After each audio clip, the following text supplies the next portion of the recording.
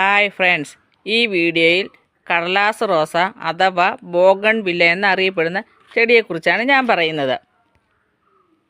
കടലാസ് റോസ നടുമ്പോൾ പ്രത്യേകം ശ്രദ്ധിക്കേണ്ട കാര്യം നല്ല വെയിലുള്ള സ്ഥലത്തായിരിക്കണം. നമുക്ക് നിലത്തോ കവറിലോ നടാം, പക്ഷേ നന്നായിട്ട് വെയിൽ വേണം. ഇല്ലെങ്കിൽ അതിൽ പൂക്കളുണ്ടാവുകയില്ല, നിറയെ ഇലകൾ മാത്രമേ ഉണ്ടാവുകയുള്ളൂ. കാരണം ഇതിനു മുമ്പ് ഞാൻ പല പ്രാവശ്യം നട്ടിട്ടുണ്ട്. അതിനുശേഷം ഞാൻ കവറിൽ നട്ടുപിടിപ്പിച്ചു. ഇതുപോലെ കമ്പുകൾ നട്ടുപിടിപ്പിച്ചു. ഇത് പിടിച്ച് കുറച്ച് ദിവസങ്ങളേ ആയുള്ളൂ. വീണ്ടും വേറൊരു കമ്പ്, അതായത് 5 മാസമായുള്ളൂ.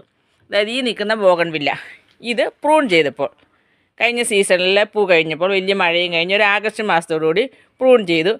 അത് വേറൊരു കവറിൽ നട്ട ഒരു കമ്പാണ്. ഇത് പിടിച്ചു വന്നിരിക്കുന്നു.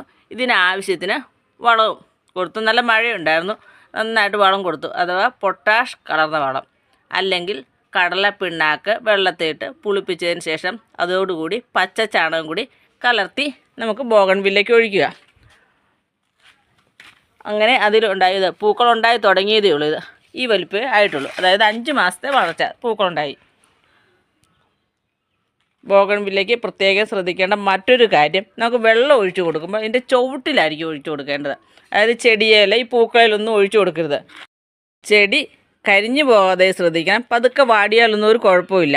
ഇതൊരല്പം വാടിയാണ് നിൽക്കണേ. പതുക്കെ വാടി തുടങ്ങുമ്പോഴത്തേക്ക് ഒത്തിരി വെള്ളവും വേണ്ട, നമുക്ക് ആവശ്യത്തിനുള്ള വെള്ളം ഒഴിച്ചു കൊടുത്താൽ മതി. ഇതിപ്പോൾ ഞാൻ മുറ്റത്തേക്ക് കൊണ്ടുവച്ചാണ്, ഒരു ചട്ടിയിലാണ് നട്ടിരിക്കുന്നത്.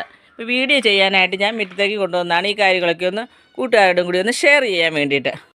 പൂക്കൾ ഉണങ്ങിത്തുടങ്ങുമ്പോൾ, അതായത് ഇതുപോലെ ഉണങ്ങിത്തുടങ്ങുമ്പോൾ നമുക്കിത് പ്രൂൺ ചെയ്യാവുന്നതാണ്.